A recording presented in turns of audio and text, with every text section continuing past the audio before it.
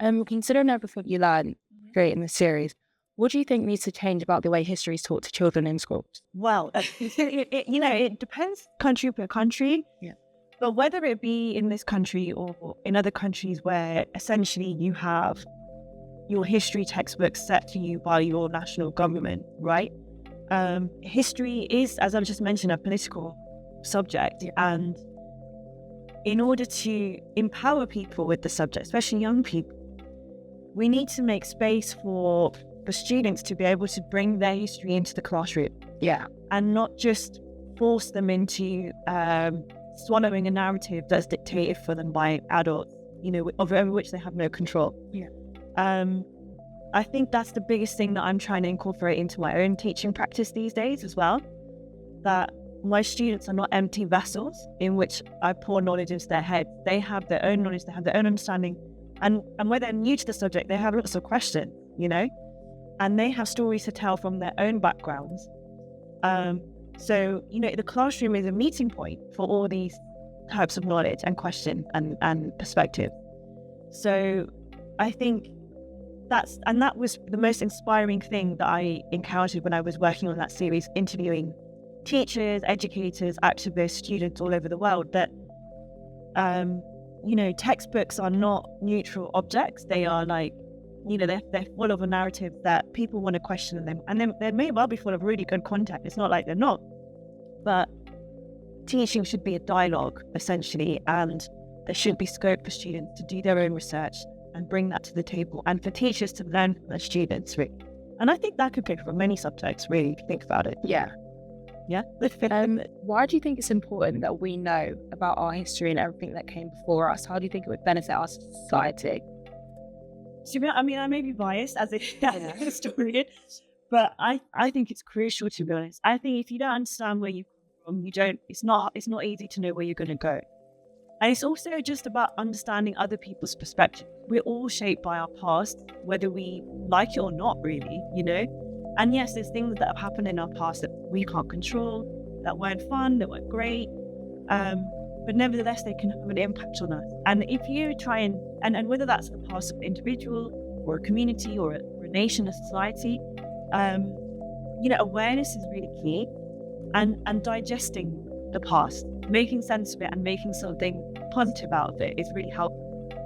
Because, people that's where their strengths and weaknesses come from. And so much of our, global politics, our conflicts, our societal issues, racism, gender inequality, wars that we're seeing that are taking place right now, Israel, Gaza, Ukraine, Russia, all sorts of other conflicts I could name. So much history behind it, and it's playing out in people's minds, if not on battlefields, all the time. And if you're not gonna, if you're gonna look for solutions, you need to understand the entirety of a context, right? So whether it's an argument that you're having, with your new partner, you've got to understand where they come from, where you come from, how you meet in the middle. Your histories inform that. Whether it's a struggle between nations, again, histories play out. And histories are also politicized as weapons, So in order to be alive to that kind of politics, you need to understand different layers of history, in order to question it. Yeah, I agree. It's really important to learn from past mistakes that have happened in the history to move forward so that we don't recreate those mistakes.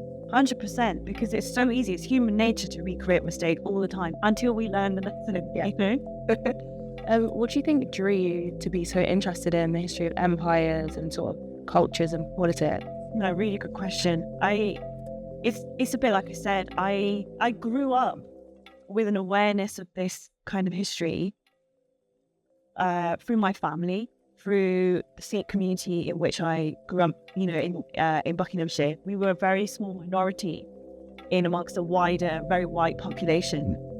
And, when you go to the Gurdwara, the Sikh temple, and you'd have pictures on the wall of things that happened to Sikhs against, older Indian empires, the Mughals, or, versus British. And I also saw lots of stuff in like Bollywood movies and things growing up. But I never had any opportunity. There was no mention of it at school, nothing at all. Yeah. And considering, the British Empire is a massive part of British history, it was never mentioned. You had Henry VIII maybe and Hitler and nothing in between and nothing around that. And so I had so many questions, and And this goes back to what I was saying about what I learned when I worked on the BBC series, is that that's a phenomenon that happens to children, not just in the UK, but all over the world. And so I think when I made that series, it really resonated with me that this was my experience as well. I had I had tentative bits of knowledge, but lots and lots of questions that weren't being answered at school, weren't being even mentioned in my text, maybe the odd paragraph here or then, but nothing substantial. So when I was encouraged by my school teachers to apply for a history degree, I was like, okay, I want to study modules that are about the empire, are about India and its independence and that kind of thing. And so I specifically only looked for universities that offered those kind of modules. I didn't apply to anything that didn't give me that chance. And because I wouldn't even have known where to start with reading on my own, as a 17, 18-year-old, I didn't have a clue. But I think today, the most exciting thing that I see is there's so much more so many more books, so many more TV programs, radio, even like drama series that are starting to tackle these topics, which makes me feel so happy for younger generations that there's more content out there for them to learn from and to think about. Yeah. Did you always know you wanted to become an author, or did that develop from your love of history? I had no clue. I was never planning to be an author, to be honest. And it's actually one of the biggest surprises of my life that I've ended up writing books. It was purely the passion that I had for that first story about the last queen of the Sikh Empire, so the Leap's mother, Maharani Jinpur. I was fascinated by this young woman in her early 20s who faced off against the British to try and protect that kingdom from being taken over. And it was her story that I wanted to write about, and that's eventually what laid the seed for my first book. So they just roll into one another. You start writing one, and then you find other stuff, and then you think, actually that can maybe make one, and then it just grows from there. So it's a bit of a roller coaster, but it's one that I'm just trying to enjoy. Do you think you'll explore any other areas like podcasting or maybe radio shows to kind of express these stories in a different way? So I've done a few along the way. I've been interviewed by the likes of like Lucy Worsley and Dan Slow, popular historians, preaching radio and TV and that kind of thing. And I've done lots of interviews with the likes of BBC Asian Network. But I think it would be interesting to do a whole new series. And I have a media agent who helps me plan this sort of stuff. I just need to be a bit further along with writing my chapters and keeping my editor happy.